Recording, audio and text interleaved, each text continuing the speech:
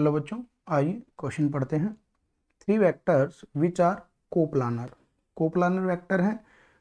Coplanar का मतलब होता है which lies in same plane with respect to a certain rectangular coordinate system are given by A vector दे रखा है 4i minus J cap. B vector given है, देखिए बी वेक्टर गिवन है -3i प्लस 2j और C vector given है that is -3j। Find out, हमें तीन पार्ट है, तीनों पार्ट को फाइंड आउट करते हैं। सबसे पहले पार्ट ए को देखते हैं। ए पार्ट में पूछा गया find out A plus B plus C, यानी A vector plus B vector plus C vector, इन तीनों वेक्टर को हमें सम करके लिखना है। तो i के साथ i ऐड हो जाएगा, j के साथ j, और k होता अगर तो k के साथ k ऐड हो जाता। तो देखिए पहले वेक्टर में हमें 4i और यहाँ से क्या मिल रहा है -3i, और यहाँ पे i नहीं है दैट इज 0। तो यहाँ से अगर देखा जाए 4i minus of 3i plus सी से क्या मिल रहा है 0i। ठीक है, अब देखिए ये हमारा हो गया i का कंपोनेंट।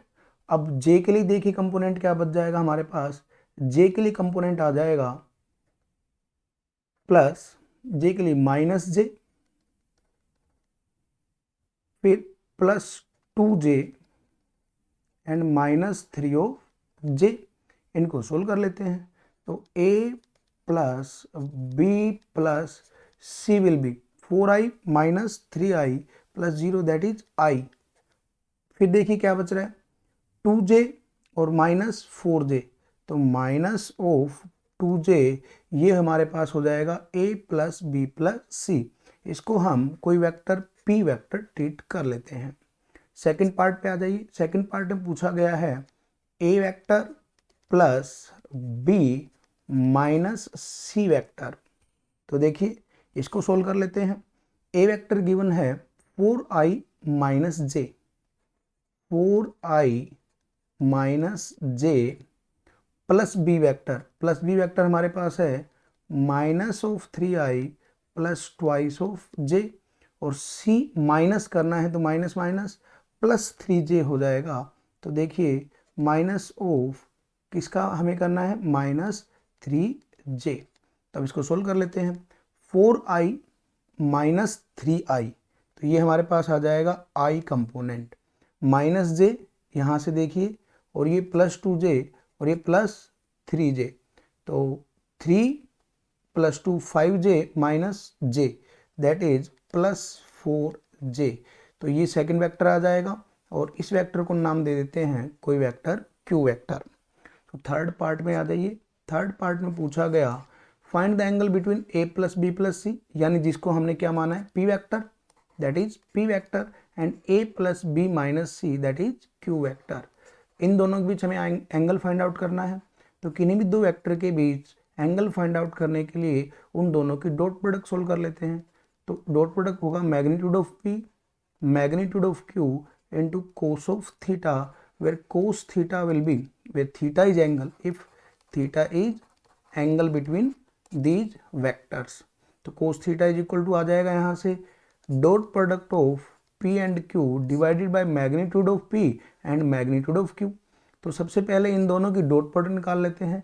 किस किस की डॉट प्रोडक्ट चाहिए, ये वाला पहला वेक्टर है और ये वाला दूसरा वेक्टर है। तो यहाँ p वेक्टर को लिख लेते हैं that is i minus 2j, और q वेक्टर देखिए क्या है हमारे पास i प्लस 4j। इन दोनों की डॉट प्रोडक्ट करते हैं, और डॉट प्रोडक्ट में एक दूसरे के साथ i डॉट i 1 हो जाएगा, j डॉट j 1 हो जाएगा, लेकिन i का किसी दूसरे के साथ i dot j i dot k वो 0 पे चला जाएगा, क्योंकि थीटा 90 बन जाता है उस केस में। तो देखिए i डॉट i, तो i डॉट i हमारे पास आ जाएगा 1, और j डॉट j, अब इसकी तो क्रॉस करेंगे जब डॉट i और j का 0 जाएगा, तो 4 इंटू -2 तो -8 upon magnitude of p। p का मैग्नीट्यूड देख लेते हैं 1 square plus -2 square that is √5। तो ये हो जाएगा √5 इंटू क्यू का मैग्नीट्यूड देख लेते हैं, 1 स्क्वायर प्लस 4 स्क्वायर 16 प्लस 1 √17। अब इन दोनों को सोल्व कर लेते हैं तो देखिए -8 और ये -8 है, मल्टीप्लाई में नहीं है, ये -8 है क्वांटिटी और ये 1 है, तो that is 1 minus 8 that is -7 upon ये √17 है, √17 है, तो √85। This will be our answer for the given question. All the best.